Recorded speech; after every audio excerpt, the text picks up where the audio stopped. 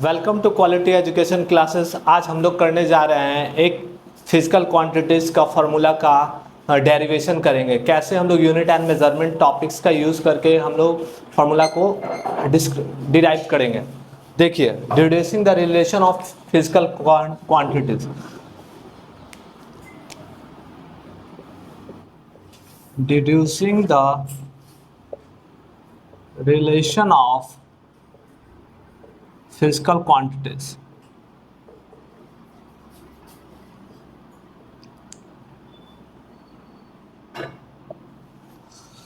तो यहाँ पर हम लोग जो फॉर्मूला जो डिराइव करने जा रहे हैं वो time period of simple pendulum. किसका डिराइव करने जा रहे हैं? Time period of simple pendulum. Time period of simple pendulum. तो टाइम पीरियड हमारा किस किस पैरामीटर पर डिपेंड करेगा? तो टाइम पीरियड जो है वो directly proportional to the length of the string. ठीक है, length of the string. Then directly proportional to the acceleration due to gravity. Then directly proportional to the mass of the bob. तो time period हमारा तीन parameter पर depend किया: mass of the bob, length and acceleration due to gravity. तो इस proportionality sign को हम लोग एक साइड कंबाइन फॉर्म में LGM, ठीक है, तो LGM। अब क्या करते हैं, इस प्रोपोर्शनलिटी साइन को हम लोग हटा देते हैं और एक कांस्टेंट K लगाते हैं, KLGM। लेकिन एक चीज़ बात करते हैं कि जब ये प्रोपोर्शनलिटी साइन हम लोग लगाते हैं, फॉर्मूला को डिराइव करते हैं, तो इसके ऊपर हम लोग क्या करते हैं, एक्सपोनेंट लेते हैं। इसके ऊपर एक्सपोनेंट x ले लेते हैं, इसके ऊपर y, इसके ऊपर z। तो फार्मूला में क्या हो जाएगा? x y z। यहाँ क्या हो जाएगा? x y z। क्योंकि हम लोग को फार्मूला को डिराइव करना है, तो हम लोग जो वेरिएबल्स है यहाँ पर length, acceleration due to gravity and mass, ये सब जो है टाइम पीरियड जो है डिपेंडेंट कर रहा है किस पर? Length, acceleration due to gravity and bob का मास। तो टाइम पीरियड जब ये तीनों को एक साथ कंबाइन फॉर्म में हम लोग लिखे तो ऐसे, ये प्रोपोर्शनलिटी साइन को हटाएं, कांस्टेंट क्या है? K। अब टाइम पीरियड को हम लोग in the forms of dimensional formula में क्या लिख सकते हैं? M0 L0 T के पावर 1। कांस्टेंट को अभी हम लोग नहीं लिखते हैं। L लेंथ को हम लोग क्या लिखते हैं? L के power x। Acceleration due to gravity का यूनिट क्या होता है? Metre per second square. तो LT-2। Then power y, mass m to the power z। हमने क्या किया कि रेस्पेक्टिव जो हमारे लेंथ थे, length of string, acceleration due to gravity and जो पेंडुलम है उसका जो बॉब है उसका मास m है, तो मैंने क्या किया, सबको डायमेंशनल फॉर्मेट पर लिख दिया। आफ्टर डायमेंशनल फॉर्मेट पर लिखने के बाद क्या हम रीअरेंज करेंगे? रीअरेंज करते हैं तो आप देखिए L के पावर x प्लस y लिख सकते हैं। क्यों? क्योंकि यहाँ पर आप देख लीजिए L के पावर y है, यहाँ पर L के पावर x है, तो सेम बेस होगा, पावर ऐड हो जाएगा। टाइम को क्या लिख सकते हैं? -2y। और मास तो हमारा सिंपल है, तो इस तरह से हमने क्या किया कि जो इनके रेस्पेक्टिव एक्सपोनेंट्स थे उस एक्सपोनेंट्स को मैंने पावर के फॉर्मेट पर लिख दिया। और यहाँ पर हम क्या करेंगे? M0 L0 और T1। अब क्या करेंगे? एक दूसरे को इक्वेट कर लेंगे। क्या कर लेंगे? इक्वेट। क्या इक्वेट करेंगे? पावर। M के पावर 0 है तो M के पावर Z, तो यहाँ पर क्या हो जाएगा? Z equal to 0।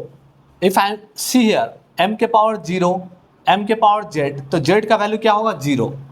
L के पावर 0, L के पावर x प्लस वाई, तो क्या लिख सकते हैं? तो 0 equal to x plus y, एक सेकेंड इक्वेशन बनेगा। थर्ड इक्वेशन क्या बनेगा? t इक्वल टू 1, t के पावर -2y, तो क्या होगा? 1 इक्वल टू -2y।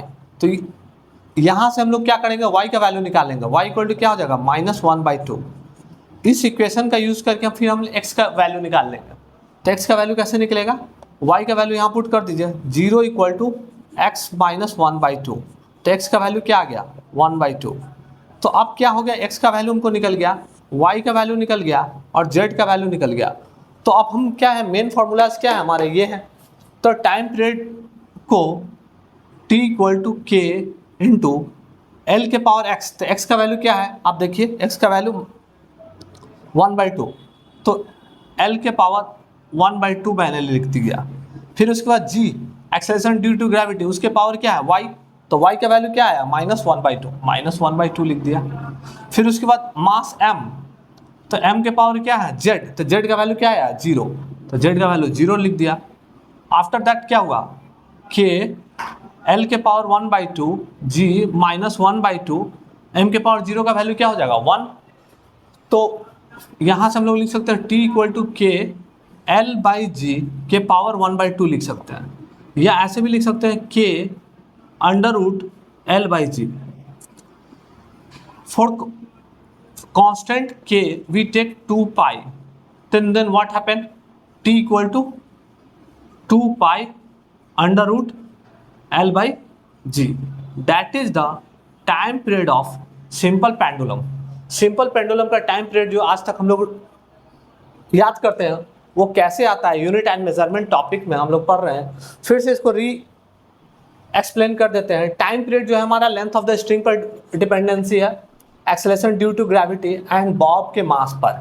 बॉब एक मेटालिक बॉब है जो जिसको बोलते हैं सिंपल पेंडुलम में बॉब।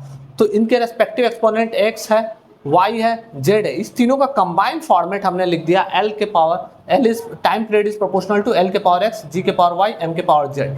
अब क्या किया कि इस प्रोपोर्शनलिटी साइन को हटाने के लिए कांस्टेंट k इन्वॉल्व कर दिया। उसके बाद क्या किया, नीचे वाले स्टेप में सारे हमने डायमेंशन पुट कर दिया। लेंथ का डायमेंशन l होता है, g का डायमेंशन l t के पावर -2 होता है, मास का डायमेंशन m होता है, मैंने लिख दिया। रेस्पेक्टिव हमने नेक्स्ट स्टेप में क्या किया कि इनके लेंथ l है, तो l के पावर x, l के पावर y, तो सेम बेस पावर ऐड लिख दिया। टाइम के पावर -2 इंटू वाई, यहाँ पर एक्सपोनेंट चैप्टर्स मैथ्स का है, उसका यूजेस है, और m के पावर z। अब क्या कर दिया हम इसको और इसको क्या हुआ पैरेलली इक्वेट कर दिया। आप देख लीजिए m के पावर 0, तो m के पावर क्या है z, तो z इक्वल टू क्या हो गया 0, तो यहाँ देखिए z इक्वल टू 0, l के power x plus y, l के पावर 0, तो x plus y equal to 0। फिर t के पावर -2y, t के पावर 1, तो -2y इक्वल टू 1। अब इस तीन इक्वेशन को हम लोग ने सॉल्व किया, z का वैल्यू ऑलरेडी निकल चुका है और y का वैल्यू हमारा क्या निकल चुका है -1/2। तो y का वैल्यू जब -1/2, इस -1/2 को हम लोग यहाँ पुट कर दिए तो x का वैल्यू निकल गया। अब x y z का वैल्यू जानने के बाद हमने क्या किया, रेस्पेक्टिव एक्सपोनेंट्स डेटा हम यहाँ पुट कर दिया। पुट करने के बाद m के पावर 0 का वैल्यू तो 1 होता है, तो वो तो आउट हो गया, l के पावर 1/2, g के पावर -1/2। तो अब क्या हुआ कि इसको हम इस तरह से लिख सकते हैं ना एक्सपोनेंट। फिर उसके बाद प्रोपोर्शनलिटी साइन को हट k है, इस k के जगह हम लोग क्या पुट कर दिया 2 पाई, तो t इक्वल टू 2 पाई under root l by G. ये हमारा टाइम पीरियड सिंपल पेंडुलम का फॉर्मूला रहा। हमारे चैनल को फॉलो करें और सब्सक्राइब करें, और इसी तरह से हम यूनिट एंड मेजरमेंट का टॉपिक लाते रहेंगे। थैंक यू, धन्यवाद।